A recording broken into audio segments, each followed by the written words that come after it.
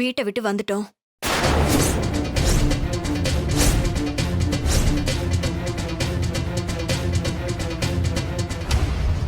ஏங்க வீட்டுல ஏதாவது பிரச்சனையா? பிரச்சனையை தொடங்கி வச்சதே நீங்க தானே.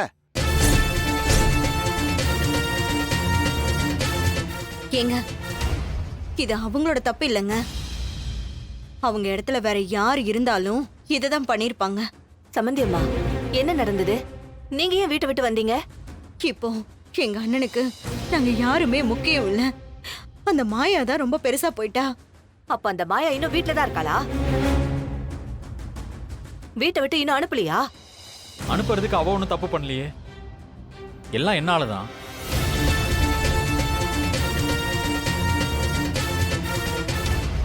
சம்மந்தி, வீட்டுல இருந்து ஏன் வந்தீங்க?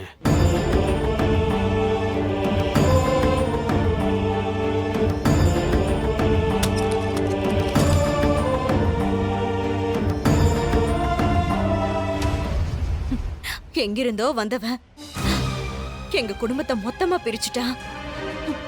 என் மேல பாசமா இருந்த என் அண்ணனும் அண்ணியும் என் பேச்சுக்கு மரியாதையே கொடுக்கல. நாங்க சும்மா உட்கார்ந்து சாப்பிடுறோம்னு சொல்லி எங்களை குத்தி காமிச்சிட்டாங்க. பத்மா, அப்ப அவங்க அப்படியெல்லாம் ஒன்னும் சொல்லலையேம்மா.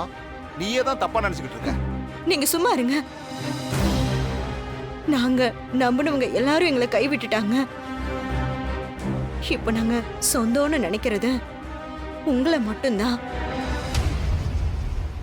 நாங்க இங்க தங்கிக்கலாமா?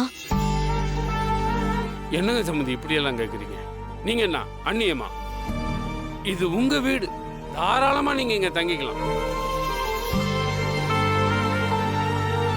சம்மந்தி அம்மா, குடும்பம்னா சின்ன சின்ன பிரச்சனைங்க வரதான் செய்யும். அதெல்லாம் கொஞ்ச நாள்ல சரியாயிடும். இவர் பண்ண வேலைக்கு நீங்க கோவமா இருப்பீங்கன்னு நினைச்சிட்டு இருந்தோம். ஆனா நீங்க எல்லாத்தையும் மறந்துட்டு எங்க வீட்டுக்கு வந்திருக்கீங்க. அதுவே எங்களுக்கு ரொம்ப சந்தோஷமா இருக்கு. பத்மா, நம்மளால அவங்களுக்கு எதுக்கு சிரமம்? நம்ம வேற வீடு பார்த்து போயிடலாமே. சம்மந்தி, இதுல எங்களுக்கு என்னங்க ஆட்சேபனை இருக்க போது? நீங்க நான் அண்ணியமா? நான் என்னைக்குமே பேசின வார்த்தையை மாத்தி பேசுறவன் இல்ல. காருக்கும் மாப்பிள்ளைக்கும் தான் கல்யாணம் நடக்கும். அது நடக்கணுங்கிறதுக்காக தான் அந்த கடவுளே மாப்பிள்ளை மனசை மாத்தி வீட்டுக்கே கூப்பிட்டு வந்திருக்காரு. நியாயமா உங்களுக்கு எங்க மேல கோபம் இருந்திருக்கணும். ஆனா நீங்க எல்லாத்தையும் மறந்துட்டீங்க. ரொம்ப சந்தோஷங்க.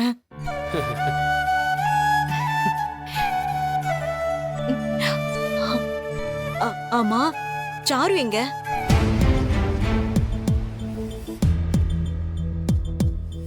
இங்க இருக்கிற பிரச்சனையெல்லாம் சரியாகிற வரைக்கும் அவ அத்தை வீட்டுல இருக்கட்டும்னு அனுப்பி வச்சிட்டோம். நடந்த சம்பவத்தை எல்லாம் வச்சு பார்த்து சாரு ரொம்ப மனசு உடைஞ்சு போயிட்டாங்க. மாப்பிள்ளையை தான் கட்டுவேன்னு முடிவா இருக்கா. மாப்பிள்ளைக்காக உயிரை விடுற அளவுக்கு போயிட்டா. மாப்பிள்ளை மேல அவ எவ்வளவு அன்பா இருக்கான்னு இப்போவாவது மாப்பிள்ளைக்கு புரிஞ்சிருக்கும்னு நினைக்கிறேன்.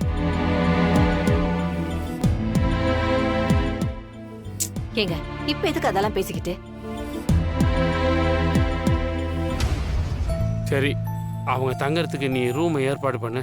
போ. சரிங்க, வாங்க சம்பந்தியம்மா. சரிங்க. மாப்பிள்ளை, நீங்க இந்த ரூம்ல தங்கிக்கோங்க. சம்மந்தி, நீங்க கூப்பிட்டு போங்க.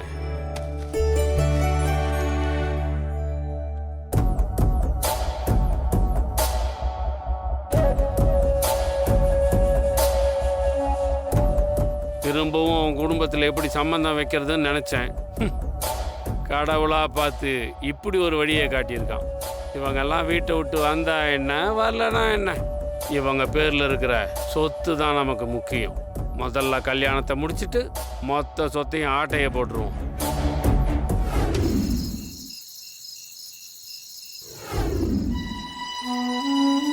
நாங்க என்னைக்கும் உங்க கௌரவம் போற மாதிரி நடந்துக்க மாட்டோம்.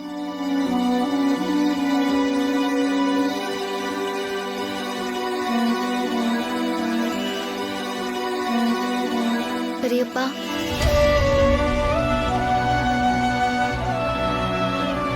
சொல்லுமாயா. என் மேல கோவமா இருக்கீங்களா பெரியப்பா? கோபம் இருக்கான்னு தெரியல. ஆனா இதை எதையும் நீ முன்னாடியே சொல்லாம போயிட்டியேன்னு வருத்தம் இருக்கு. சாரி பெரியப்பா. இப்படியெல்லாம் நடக்கும்னு நான் நினைக்கல. நம்ம ஃபேமிலிலாம் ஒன்னா இருக்கணும்னு தான் நான் எவ்வளவோ விஷயங்களை சாக்ரிஃபைஸ் பண்ண ரெடியா இருந்தேன். ஆனா இன்னைக்கு அத்தை மாமா வீட்டை விட்டு போயிட்டாங்க. அதுக்கு நானே காரணமாயிட்டேன். அதுக்கு காரணம் நீன்னு யார் சொன்னா? எல்லாருக்கும் தெரியுமே பெரியப்பா, என்னால தானே இப்ப இந்த ஃபேமிலி பிரிஞ்சிருக்கு. என்னால அந்த கில்ட்ட தாங்கவே முடியல.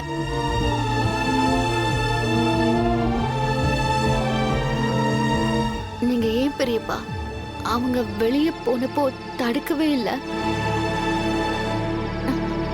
நான் வீட்டை விட்டு போயிருப்பேனே. அது ஏன் எல்லாரும் வீட்டை விட்டு போறதுலயே இருக்கீங்க? பத்மாவையும் நான் வெளியே போக சொல்லல. அது அவ எடுத்த முடிவு. நீங்க சொல்லியிருந்தா அவங்க கேட்டிருப்பாங்க பெரியப்பா. நீங்க போக விட்டுருக்க கூடாது. இப்ப கூட ஒண்ணும் இல்ல, சித்தப்பா கிட்ட சொல்லி அவங்கள கூட்டிட்டு வர சொல்லுங்க. நான் இங்க இருக்கிறது தான் எல்லாருக்கும் பிரச்சனை. நான் போயிடுறேன். முதல்ல வீட்டை விட்டு போறேன்னு சொல்றத நிறுத்து. குடும்பத்துக்குள்ள சின்ன சின்ன பிரச்சனைங்க வரத்தான் செய்யும். அதுல கோவப்பட்டு எடுக்கிற எந்த முடிவும் தீர்வாயிடாது. பத்மா கோவத்துல ஒரு முடிவு எடுத்துட்டு வெளியே போயிட்டா. அவளை நான் போக வேண்டான்னு தடுத்திருக்கலாம். ஆனா அவ உன்னை வீட்டை விட்டு போக சொன்னதுல என்ன நியாயம் இருக்கு?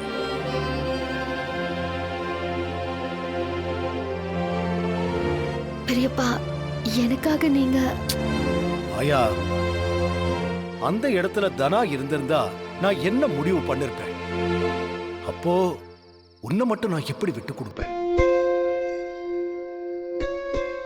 நீயும் என் பொண்ணுதானே.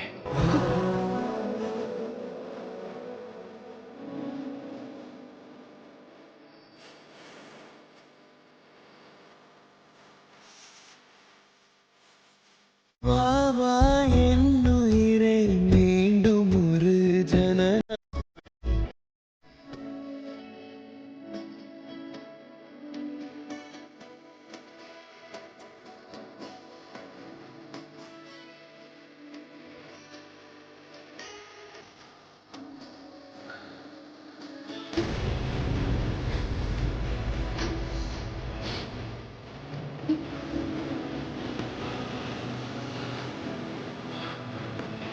நான் பண்ண தப்ப யார் செஞ்சிருந்தாலும் மன்னிச்சிருக்க மாட்டாங்க.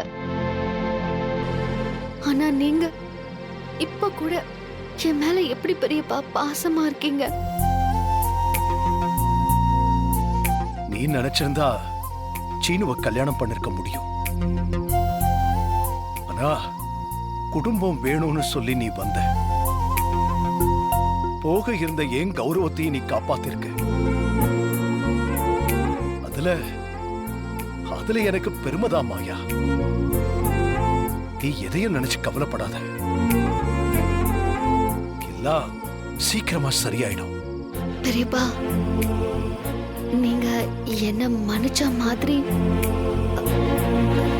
சீனுவையும். மாயா, வேண்டாம். அவனை பத்தி பேசாத, விட்டு.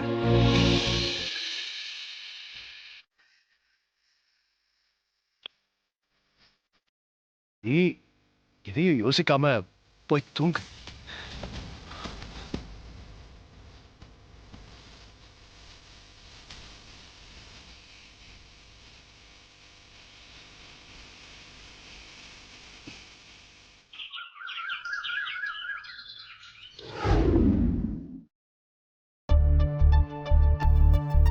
வக்கீல் சார் வணக்கம். உள்ள வரலாங்களா? வாங்க சார், உட்காருங்க சார். என்ன சார், எப்படி இருக்கீங்க? நல்லா இருக்கேன் சார். ஏதாவது முக்கியமான விஷயமா சார்? நம்ம குடும்பத்துக்கு நீங்கள் தான் ரொம்ப நாளாக குடும்ப வக்கீலாகவும் இருக்கீங்க. அது மட்டும் இல்லாமல் ரகுராமோட குடும்பத்துக்கும் பர்சனல் வக்கீலாகவும் இருக்கீங்க. என்னாச்சு, ரகுராம் பத்திலாம் பேசுறீங்க? ஏதாவது பிரச்சனையா? இதான் வக்கீலுன்னு சொல்கிறது. ஸ்ட்ரைட்டாக விஷயத்துக்கே வந்துட்டீங்க பாருங்க. கற்பூர புத்தி சார் உங்களுக்கு. கப்புன்னு பிடிச்சிட்டீங்க பாருங்க. அது ஒன்றும் இல்லை, ரகுராமோட தங்கச்சி பையனுக்கு தான் என் பொண்ணை கட்டி கொடுக்கறதா இருக்கேன். அவங்க தங்கச்சி பத்மாவதி பேர்லேயும் அவங்க பையன் சீனிவாசன் பேர்லேயும் எவ்வளவு சொத்து இருக்குன்னு விவரமாக தெரிஞ்சுக்கணும். என்ன திடீர்னு இப்படி வந்து கேட்குறீங்க? பொண்ணை கொடுக்க போகிறான்ல, நாளைக்கு அவள் சந்தோஷமாக இருக்கணும்ல. அதான் சொத்துல எவ்வளவு பிரித்து எழுதியிருக்காங்கன்னு தெரிஞ்சுக்கலான்னு தான். அவ்வளோதானே, அதெல்லாம் டீட்டெயிலாக பார்த்துக்கலாம். பாடா, ரொம்ப ஈஸியாக போயிடுச்சிங்க. ஆனால் இதெல்லாம் வெளியில் சொல்லக்கூடாது. அதான் ஒரே யோசனையாக இருக்கு. வக்கீல் சார், நீங்கள் எதுவும் யோசிக்காதீங்க. உங்களுக்கு வர வேண்டியது கரெக்டாக வந்துடும். அப்போ ஓகே, உடனே பார்த்து சொல்கிறேன் சார்.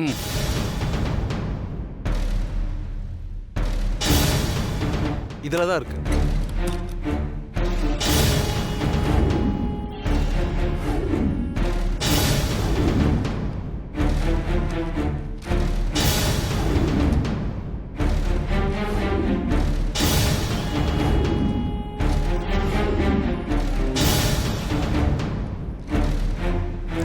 வக்கீல் சார், ரொம்ப நேரமாக பார்த்துக்கிட்டே இருக்கீங்களே, அப்போ அவங்க 2 பேர் பேர்லையும் பல கோடிக்கு சொத்து இருக்கும் போல இருக்க.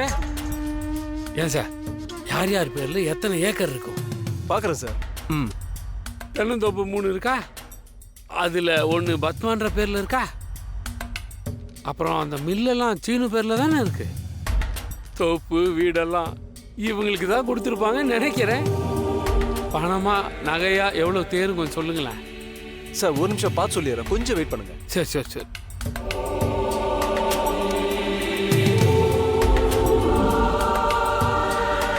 வக்கீல் ரொம்ப நேரமாக பார்த்துக்கிட்டே இருக்காரு, ஆனால் விவரமே சொல்ல மாட்டேன்றாரு. சார், எவ்வளவு தேருன்னு சொல்லுங்க. எங்க பத்மா சீனுன்ற பேர்ல எதுவுமே இல்லை. என்ன சொல்றீங்க? அவங்களுக்கு சொத்துன்னு சொல்லிக்க சிங்கிள் சென்ட் கூட கிடையாது. சார், ரகுராமோட தங்கச்சி சார் அவங்க பேர்ல சொத்து எதுவும் இல்லையா? நிறைய இருந்திருக்கு. அவங்கள கல்யாணம் பண்ணி கொடுக்கும்போது நிறைய இருந்திருக்கு. ஆனா அந்த சொத்தை வச்சு பிசினஸ்லாம் பண்ணி லாஸ் ஆயிருக்கு. ஐயோ, அப்புறம் அதுக்கப்புறம் தான் அவங்க அண்ணன் வீட்டுக்கு வந்திருக்காங்க. அவங்க அங்கேயே தங்கிட்டாங்க. அப்போ அவங்க பேர்ல ஒரு குண்டுமணி சொத்து கூட கிடையாதா? ஆமா சார். அன்னைக்கு அந்த மாயா பொண்ணு இவன் பேர்ல என்னென்னமோ சொத்து இருக்குன்னு சொன்னாலே. சார், வாய் வார்த்தையா 1000 சொல்லலாம். ஆனா டாக்குமெண்ட்ல எதுவுமே ரிஜிஸ்டர் ஆகலையே. சொத்தெல்லாம் ரகுராம் சார் பேர் மேலேயும் அவங்க குடும்பத்தார் பேர் மேலேயும் தான் இருக்கு. நீங்க சொல்ற மாதிரி பத்மாவதிங்கிற பேர்லயோ சீனிவாசன்ற பேர்லயோ எதுவுமே இல்லை. ஸோ இப்போதைக்கு அவங்க அண்ணா பார்த்து ஏதாவது கொடுத்தாதான் உண்டு, இல்லைன்னா எதுவுமே இல்லை. என்ன, அவங்க குடும்பத்துல பொண்ணை கொடுத்து நம்ம செட்டில் ஆகலான்னு பார்த்தா அவங்க குடும்பத்தையும் சேர்த்து நம்ம தான் செட்டில் பண்ணும் போல இருக்க. சே, இப்படி ஒரு அண்ணக்காவடி குடும்பத்தையா நம்ம வீட்டில் கொண்டாந்து வச்சிருக்கோம்? தெரிய வராத.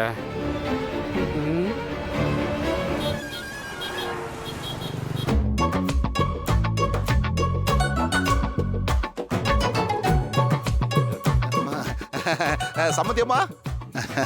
என்ன சொல்லுங்க. இல்ல, காலையில இருந்தே ஒரே மந்தமா இருக்கு. தூக்கமா வருது. ஏன்? தின்னுட்டு உக்காந்துட்டு இருந்தா அப்ப தூக்கம் தான் வரும். என்ன சொன்னீங்க? தூக்கம் வந்தா போய் தூங்குங்க. இருங்க. பகலெல்லாம் தூங்க கூடாது, சோம்பேறித்தனம் வந்துரும். ஆமா, இல்லனால ஒரு பெரிய கலெக்டர். இப்ப என்ன பண்ணணும்னு சொல்றீங்க? இந்த நேரத்துல சூடா ஒரு காபி குடிச்சா அப்படியே சுறுசுறுப்பாயிடும். நாட்டு சக்கரை அளவா, காபி பொடி கொஞ்சம் தூக்கலா. ஒரு 1/2 கப் அளவுக்கு காபி கிடைக்குமா? காஃபி தானே கிடைக்கும்.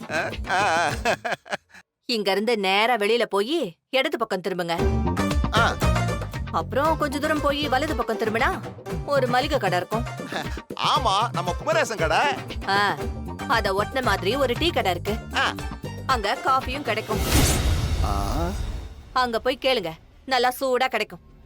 ஆ, ஆ. காஃபி தானே கேட்டோம், அதுக்கே ஒரு மாதிரியா பதில் சொல்லிட்டு போறாங்க. முன்னெல்லாம் இங்க வந்தா இதை சாப்பிடுங்க அதை சாப்பிடுங்கன்னு விழுந்து விழுந்து கவனிப்பாங்க. இப்போ ஒரு காஃபி கேட்டதுக்கு மூஞ்சியை தூக்கி வச்சுட்டு போறாங்க. ஆ, இது ஏதோ தப்பா இருக்கே. சம்மந்தின்னு கொஞ்சம் கூட மரியாதை இல்லையே. ஹ, நம்ம வீட்டுக்கு வந்து காஃபி குடிக்காமலையா போயிருவாங்க? அப்ப வச்சுக்கிற உங்களை. ஆ, சாதாரண ஒரு காஃபி கேட்டதுக்கு என்னெல்லாம் டயலாக் விட்டு போறீங்க.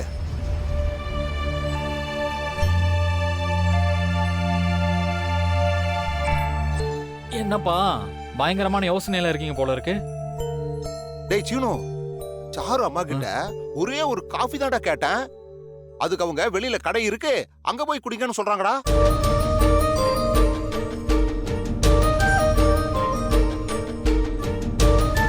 ஏன் அப்படி சொல்றாங்க?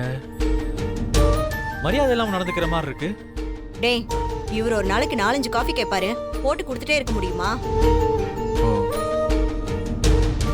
அதான் அவங்க சாதாரணமா சொல்லிருப்பாங்க. இல்ல பத்மா, நான் இப்போதான் கேட்டேன். அப்போ பால் இல்லாம இருந்திருக்கும், அதனால அப்படி சொல்லிருப்பாங்க. இதெல்லாம் ஒரு விஷயம்னு பேசிட்டு இருக்கீங்க. ஆடா, வாங்க சம்மந்தி, வாங்க உட்காருங்க உட்காருங்க. ஏனே குடிக்க தண்ணி எடுத்துட்டு வா. ஆ, வரங்க. பத்மா, என்ன இங்க உட்கார சொன்னா அங்க போய் உட்கார்றாரு? ஒருவேளை அவரை அங்க போய் உட்காருங்கன்னு சொன்னா இங்க வந்து உட்கார்ந்துருப்பாரோ? சும்மா இருங்க. இந்தாங்க.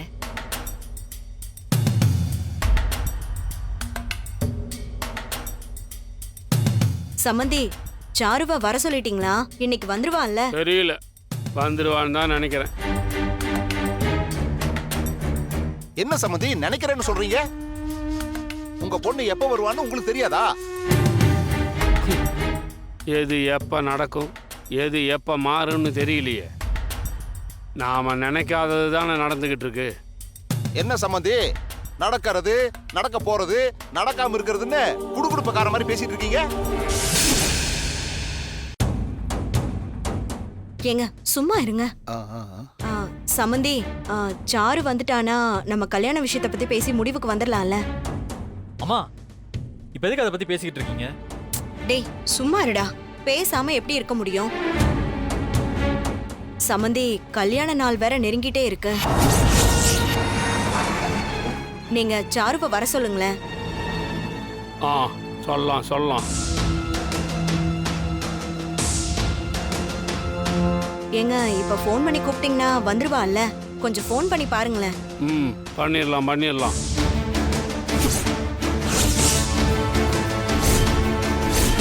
என்னங்க அம்மா சொல்லிட்டு இருக்காங்க, நீங்க முகம் கொடுத்தே பதில் சொல்ல மாட்டேங்கிறீங்க. அதான் அவங்க கேட்கறதுக்கெல்லாம் பதில் சொல்லிட்டு இருக்கேன்ல. என்னாச்சு சம்மந்தி, ஏதாவது பிரச்சனையா? ஏன் ஒரு மாதிரி பேசுறீங்க? இது ஒரு பழமொழி சொல்லுவாங்கல்ல, விருந்தும் மருந்தும் 3 நாள் தான். அப்படிதானே இருக்கணும். சம்மந்தி புரியலையே. நாங்களும் நாசுக்கா சொல்லி பார்த்துட்டோம். உண்மையாவே புரியலையா இல்ல புரிஞ்சும் புரியாத மாதிரி நடிக்கிறீங்களானே தெரியலையே.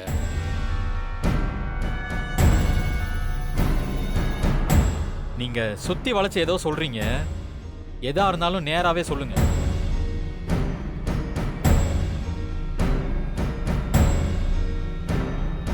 வந்தீங்க, நல்லா சாப்பிட்டீங்க, இங்கேயே தங்கிட்டா எப்படி? அடுத்த சொந்த பந்தம் யாராவது இருந்தா பார்த்துட்டு போக வேண்டியது தானே.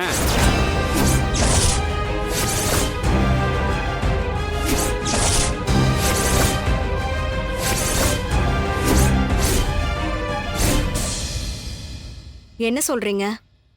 புரியல சம்மந்தி. பத்மா, இன்னுமா புரியல? இன்னும் ஏன் இங்க இருக்கீங்க, கிளம்புங்கன்னு சொல்றாரு. ஏன் அப்படி சொன்னீங்க? சீனுக்கும் சாருவுக்கும் கல்யாணம் பண்ணலான்னு தானே இருக்கோம். பிரச்சனையே அதுதானங்க. என் பொண்ணுக்கு கல்யாணமாகி புருஷன் வீட்டுக்கு போகணுமே நான் ஆசைப்படுறேன். ஆனா உங்களுக்குன்னு வீடே இல்லை.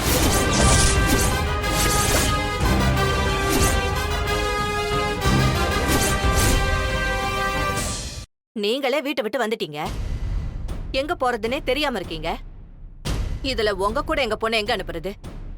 உங்களை நம்பி தானே நாங்களே இங்க வந்தோம். எல்லாம் சரிதான். நான் ஒன்றும் உங்களை தப்பா சொல்ல வரல. நீங்களே பாவம் வீடு இல்லாம என்னைய நம்பி இங்க வந்திருக்கீங்க. ஆனா நாளைக்கு என் பொண்ணு உங்களை நம்பி வர வேணாமா?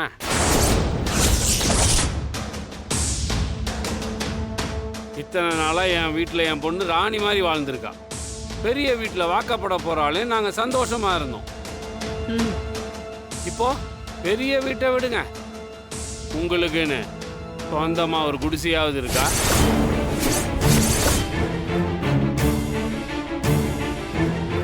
அவ எங்க தங்குவா, எப்படி இருக்க போறான்னு ஒரு அப்பனா நான் யோசிக்க வேண்டாம்? எங்க வீட்டுல நடந்த பிரச்சனை தான் உங்களுக்கே தெரியுமே. அதான் ஊருக்கே தெரியுமே. உங்க புள்ள வேற ஒருத்தைய கல்யாணம் பண்ணிக்கிறதுக்கு கோயில் வரைக்கும் கூட்டிட்டு போனவர் தானே. ஏங்க, அதான் எதுவுமே நடக்கலையே. திரும்ப வந்தா வந்துட்டான்ல. அதை கூட விடுங்க. ஏதோ வயசு கோளாறுல தவறு பண்ணிட்டாரு, நாங்க பொறுத்துக்கிறோம். ஆனா இப்ப நீங்க வீடு வாசல் கூட இல்லாம இருக்கிறீங்களே.